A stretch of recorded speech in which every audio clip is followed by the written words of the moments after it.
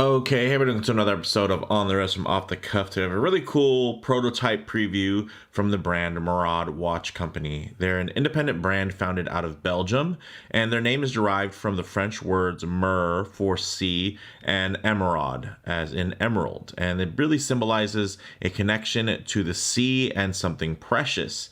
Now, they really strive to fill that void of high quality yet affordable, vintage inspired watches that meet modern standards. Every timepiece is carefully designed in-house in Belgium and meticulously manufactured and assembled in Switzerland. Now, in terms of the type of watch, these kind of fall under two spaces. I'm sure you can tell just by looking at them. Chronograph and dive watch. Now, some key common characteristics and design when you're looking for a chronograph. Of course, you're going to want external pushers to activate those timing functions, as well as multiple subdials to measure elapsed time, often featuring additional scales dependent on the subgenre. Now, the subgenre for these would be the dive watch, and then those characters could be things like water resistance, typically some type of screw down crown, something that's tough, legible with a dive time bezel.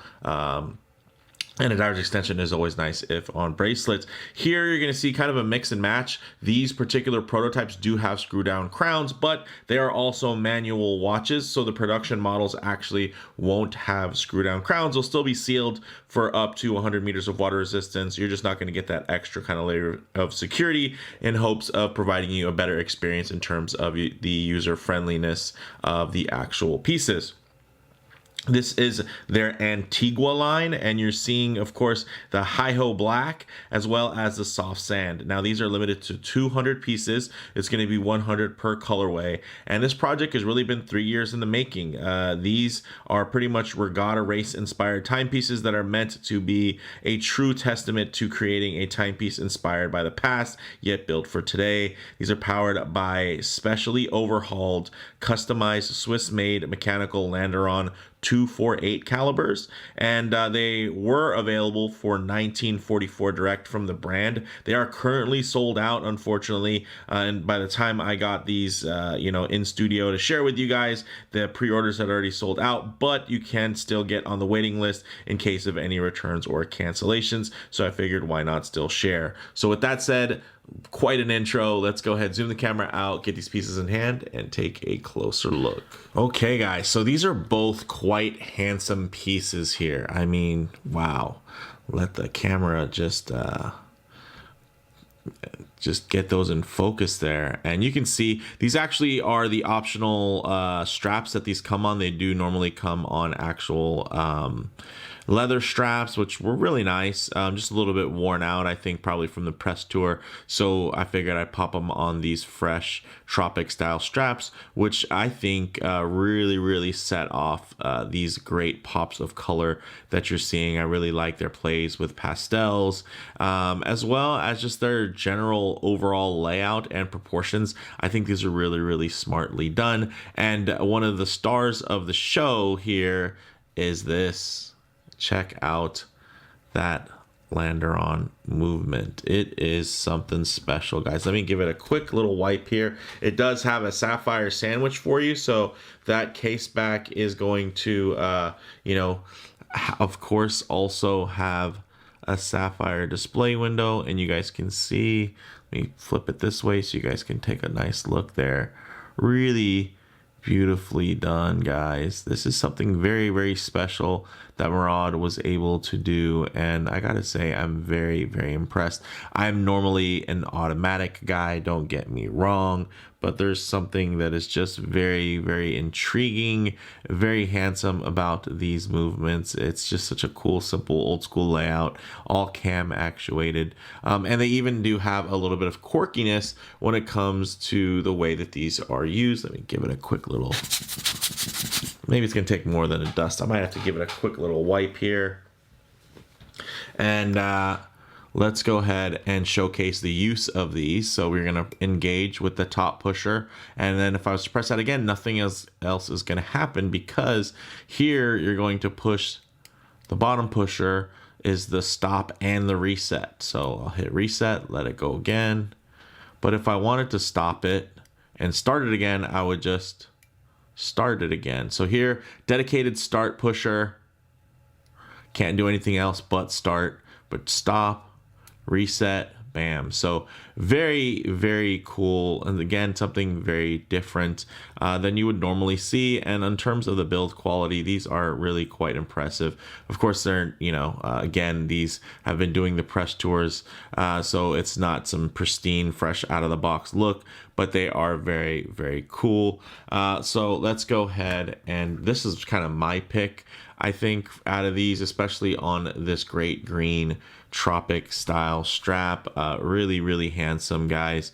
So let's go over the dimensions here. 39 millimeter case, but a 40 millimeter bezel. So I think these are marketed at 40 millimeters, but just know that they're going to fit really, really like a glove. The proportions are really, really fine tuned and dialed in for these. And I gotta say, I'm very impressed. Only 13.5 millimeters thick. And a lot of that, of course, has to do with this beautifully thin movement, as well as the fact that it is only manual wind. So there is no rotating rotor back there to take up any extra space. Now, also 48.6 millimeters lug to lug, and you can see that the lugs do have a nice little turn down to them. It's very organic, very nice. And then it does have a brushed and polished finish there. As you can see, the sides are nicely brushed. Then you have this almost like formed bevel. Let me go ahead and give it a quick little wipe here off camera.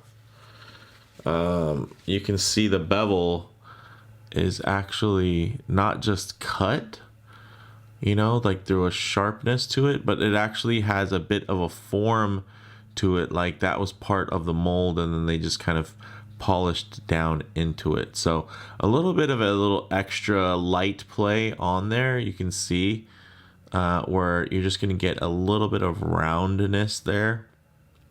And I think that's cool. It's something that's different again, but the general shape, of course, it definitely screams from that era, and it does a great job. I mean, this is a really, really handsome piece. And of course, now I'm noticing these are a little dusty from coming in and out of the box here, but man, they are good looking. And let's see that action again, dedicated start, doesn't do anything but start. But if I want to stop, or I want to start again, or I want to stop, reset, there you have it. So let's get into some more of the details here. You're getting a nice double domed sapphire. Oh, look at that. See with the dustiness. Beautiful double dome sapphire. You can see it has kind of a boxed edge to it, very nice, but when you even get to very, very harsh angles, it's going to remain quite legible because it is domed on the outside as well as the underside. So great legibility from that perspective. Also, you're getting this. Ooh, yes, 120 click, unidirectional rotating bezel, sapphire insert, loomed index, really nice. I'd say it kind of reminds me of an Omega bezel, just a little bit snappier in terms of how tactile it is. Not quite as smooth. A little bit more on the clicky side, like you would think maybe Oris Aquis. How it can be so clicky, almost can feel harsh because it is, again, that kind of tactily engaged, not a bad thing, but there's definitely a bit of a preference thing. Some people like it to be more clicky, some people like to be more smooth. I like to find kind of an in-between space. I will say this definitely is a little bit more on the clicky side, but in terms of like bezel play or anything like that, you're not going to find it. Now, the crown again for these is going to be screw down just for these particular these particular prototypes pre-production. You can see here these are marked as 000s, and if I give it a quick little wipe again for the window, very, very nice. Screw in case back, beautiful movement. Again, definitely more on the old school side there. It's not just going to have a bunch of decorations, but it is very handsome, and I think it is well enough decorated. And these overhauled movements, you got to imagine how hard it was. I mean, just to find these movements, it took them about 2 years. This is a 3-year project. So there's a lot of care that went into these. Now, in terms of the details on this particular movement, 41-hour power reserve, so not bad at all, especially since it is manually driven. It is going to be lower hertz in terms of its beat rate, only 2.5 hertz, so 18,000 vibrations per hour, and of course a chronograph movement.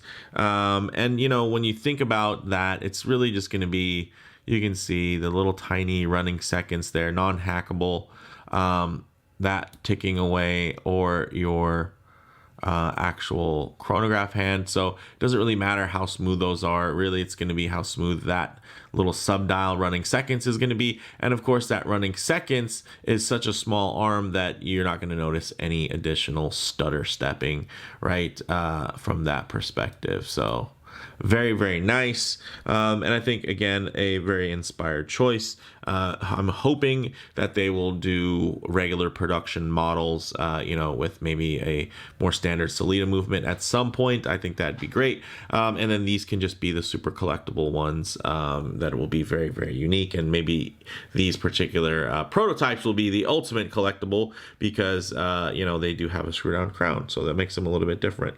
Now, getting into the dials, of course, you're going to get either this matte cream dial or this nice gloss black dial, and they both look really great. You can see that they do have that contrasting big eye subdial with pastel accents, also printed scales with applied indices, no date. And then you're going to get this great old radium Swiss Superluminova. You're getting a combination of polished and painted hands, and it all looks wonderful. You're getting 100 meters or 10 atmospheres of water resistance, 20 millimeter lug width. These normally come with these Moleskine leather straps with quick release spring bars. Here you're seeing them featured on these rubber tropic style straps. They both have a similar taper going from 20 down to 16. And then, these really nicely finished signed milled pin buckles. So very, very nice and great quality from that perspective. So with that said, let's actually get these on wrist and see how they wear. Okay guys, as you can see on my 7.5-inch wrist, these look really fantastic, although the strap is a little bit short down to kind of those last 3 holes, but it does fit and tuck nicely, so not a lot of extra tongue on the underside of the strap, which is great. Of course, if I get my wrist a little bit too close to the lens there, you're going to get some lens distortion and the watch is going to appear much larger on wrist. So what I can do is I can leave my wrist a little lower. Of course, we can also take a look at the black here. Very, very nice, very handsome. And then if I tighten up the frame, you guys can get a nice detailed look without actually skewing the, the proportions there. And you can see it is still nicely centered on my wrist. And this is a really classic look. I think a lot of people will like the black model there. It's very clean aesthetic and quite timeless.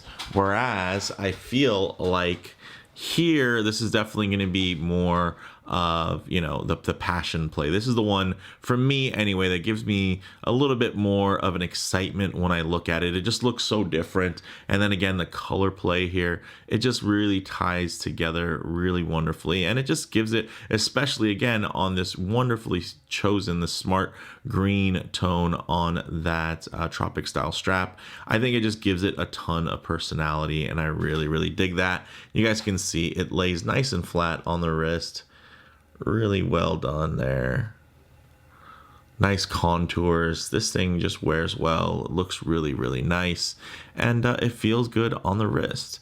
And I love, again, that it does have, of course, that vintage aesthetic, but you also are going to get some vintage appeal in terms of, through that display case back, you're going to see a nice kind of vintage movement as well. So I don't know, there's just something about that. Again, it's about that theme execution. I mean, these are already executed to a high level in terms of fit and finish, but it's just that idea that There was a theme, there was more thought, and it was executed in a way that I think just makes it feel more impressive and kind of separates it from its other contemporaries. Now, with that said, let's go ahead, get these off the wrist, set up for some Lume shots, low light transition, and closing thoughts. Okay, let's go ahead and hit the lights here. As you can see, really nicely done. I'm digging the Lume. They are divers, right? But you know, they're not necessarily just purely divers. They also do fit that space of you know, being a chronograph. But so let's go ahead and actually give them a little extra juice here with some black light, just so you guys can get, you know, the full kind of Monty in terms of how these are going to represent, you know, fully loomed. It's not like I had them outside and they were able to get a good charge. They were just kind of underneath the studio lights. And you guys can see very, very nice. But one thing I always like to work in, of course, to these Lume shots is a bit of low light transition, because you're not always going to be out in the middle of a field enjoying direct sunlight. A lot of times you're going to find yourself coming in and out of buildings, walking underneath overhangs, maybe just hanging out underneath the shade of a tree. So it's really nice to see what these colors, textures, and finishes render like in less than optimal lighting, to maybe even include some harsh lighting, which typically could expose any types of production defects. But you're just going to see here, you know, deep gloss for the polishing, very nice uniform satin brushing there. These are just very, very cool, I gotta say. Really well executed. I like that they didn't go overboard. They didn't go too crazy with these. And some of you might find these to be too aggressive in terms of maybe their color palette. But for me, I think this is a real home run. I think they hit a nice sweet spot in terms of having a nice, you know, very unique design, also having something that I think still reads and renders as quite retro and classic. So very, very nice. Great to look at there as we get back into the full lighting. Now, in terms of closing thoughts on the wrist, these really work perfectly, and they just give off this premium vintage vibe from about a mile away. In terms of model variants, these are it. These are the only two styles you can get, if you can get them, if you get on that waiting list, or maybe you already have them on pre-order and you're looking for any type of video, you can. So thanks for checking in here. Definitely, if you get this by the time you watch this video, let's say a couple months from now, weeks from now, or whenever these start shipping, definitely let me know in the comments how you felt, you know, about some of the differences, whether it be the screw down crown put to being a push pull crown, and you know, maybe how everything turned out on the production end. Now, in terms of comparable models, you know, I think the ultra limited nature, you know, due to the movement choice, helped separate these from similar offerings from the likes of, let's say, Nevada Grenchen or Baltic. So that's nice. They do feel a bit different, and again, under $2,000. While not cheap, I think it's also not you know, overpriced or hyper expensive, especially considering, again, the limited nature, the high demand, the high design, and again, these aren't limited just because you know, they decided to make a small batch. These are limited because they don't have any more of these very cool, you know, custom overhauled movements. So for me, guys, bottom line, these offer a ton of value, combining great design, fine construction, and unique specs. But let me know what you guys all think in the comments below. If you like the video, please do a like. And if you haven't already, please subscribe for more content just like this. Thanks, guys.